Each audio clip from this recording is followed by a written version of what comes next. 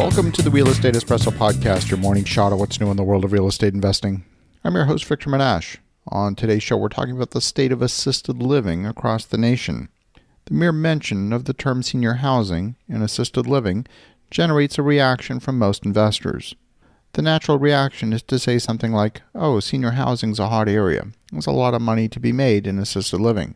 Well, that's the urban wisdom. But beneath the surface, the reality is more complex. In most primary markets, the entire assisted living industry has built well ahead of demand, and the expectation that demographics and the aging baby boomer population will eventually catch up and bring additional demand in the coming decade. But there's not too many industries where you can increase supply a full decade ahead of demand. It can be an effective strategy for grabbing market share, but it can also be a recipe for financial failure. The pandemic uncovered and brought to the forefront a number of problems in the world of senior housing. Those in skilled nursing and long-term care facilities captured a lot of headlines this year, not in a good way. We've started to see a little bit of a recovery in the world of senior housing in the past quarter. The industry added 1.4% to average occupancy in the third quarter of 2021. The senior living industry hit an average occupancy of 80.1% in the third quarter, representing the first gain in occupancy for the 31 primary markets since the start of the pandemic. And pent-up demand is probably the biggest reason why. But occupancy rates are so low it's hard to achieve any kind of revenue or rent growth, and expenses are up because of rising labor costs. As is usually the case, occupancy differed among the different senior housing property types. Independent living facilities saw average occupancy at 83.2% from a low during the pandemic at 81.8%, and assisted living is well behind that with occupancies in the mid-70s. Occupancy in skilled nursing also registered in the mid-70s at 76.3%. That's a slight increase over a pandemic low of 74.1%. Among the 31 primary markets, the highest occupancy was in San Jose, California at 85.9%, followed by San Francisco and Portland, Oregon, also in the mid-80s. On the flip side, the lowest occupancy rates can be found in Houston, Texas at 74.8%, followed by Cleveland and Atlanta, both of those around 75%. These are not great numbers. Across the industry, operators are suffering financial losses. I can also tell you from direct experience that a number of workers have exited the assisted living world.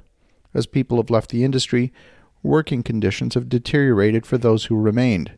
Many facilities are short-staffed, resulting in long working hours for the remaining staff. But there is a bright light in the world of senior housing. Not all senior housing products are created equal. See, there's a new class of assisted living called residential assisted living. In the early days of that particular property class, many of these were residential homes in regular suburban neighborhoods. They were primarily owner-operated homes with no more than 8 to 16 residents per home. These smaller homes offered more personalized care than a big box facility, but they were small, so they had to be family-run in order for the numbers to work. And like any family-run business, the quality varied widely.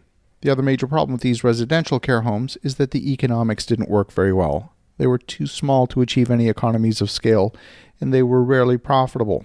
Professional operators have since taken the benefits of the residential care model, which include better caregiver ratios, and married them with the economies of scale of the larger facilities. It can be done through one of two methods. Number one, by acquiring a portfolio of residential care homes in a small geographic radius, or number two, creating a purpose-built campus of residential care homes. There's little doubt that residents prefer the intimacy and boutique elements of the residential care model. The sweet spot seems to marry the economies of scale of a larger facility with the intimacy and personalized care of the residential care model.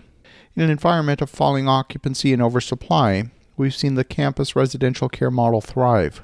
We've observed rising occupancies during the pandemic. And while the market might be oversupplied of the large institutional facilities, there is a shortage of residential care supply in the market. While many primary markets are oversupplied, we see gaps in secondary and tertiary markets. And further examination shows gaps in specialized offerings like memory care and Parkinson's care. See, in order to get an accurate picture of supply and demand, you need to segment the market into its constituent components and assess each one individually, geographically, locally. In an environment where there are staffing shortages, it's also important to look where the staff prefer to work. Do care workers really like working on a short-staffed floor with a massive facility, where they might be caring for 30 residents at a time? Or do they prefer a more boutique setting where staff can spend quality time with half a dozen clients? Pay scales are increasing in assisted living in order to attract workers, and we saw several major operators fail during the pandemic.